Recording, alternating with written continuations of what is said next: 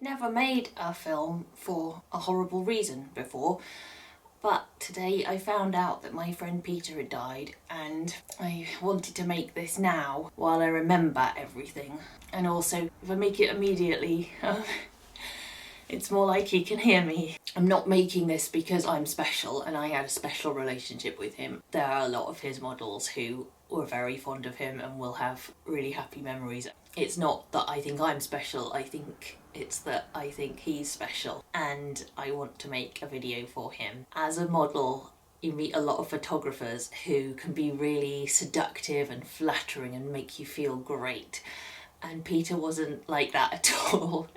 When I first worked with him, I thought he probably hated me because he was just really upfront and really honest. It took some getting used to.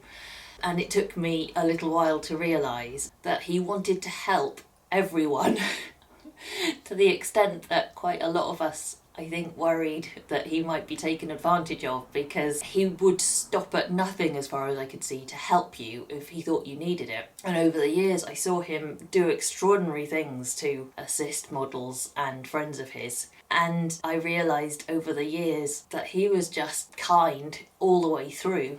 And I saw him cry a few times, and it occurred to me today, I never saw him cry for himself. I only ever saw him cry for other people. It made me realise that for all the lack of saying the right thing and doing the right listening expressions and all the stuff a lot of us are good at, and that he wasn't so good at, for all of the absence of that, he really cared. And he only saw me a few times a year, but he still really cared, and those people are special. And it reminds me of what a privilege it is to work with amateur photographers as a model, because they're often of a completely different generation from us, in a completely different industry and with really different experiences of the world. And we can teach each other so much if we're prepared to be honest and to listen to each other and to learn from each other. If it hadn't been for modelling and photography, I'd never have met someone like Peter, and I'm so grateful that I did, because Peter was always honest,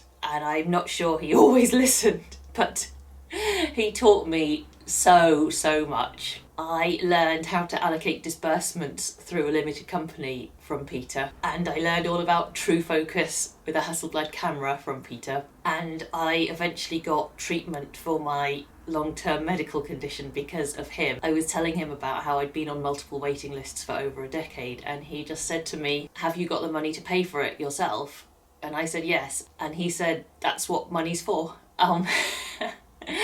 And I'm always going to remember that, because he was far more successful a businessman than I will ever be a businesswoman, and his advice was invaluable, not just because of its intrinsic value, but because it showed that he cared enough to give it.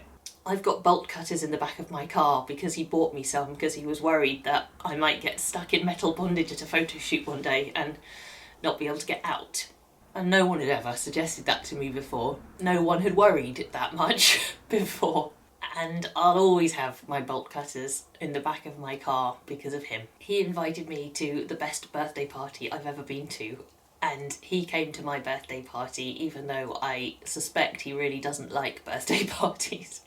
It was halfway across the country in the middle of a working week, and he ran a company and he still came, and I'll always be grateful for that too. And the reason I'm making this video is he always watched my YouTube videos and told me what he thought of them. Sometimes good, sometimes not good, but he always watched them. So this one's for you, Peter, and I wish I could hug you one more time, even though I don't think you enjoyed it. Maybe I just wish I could make you one more cup of tea.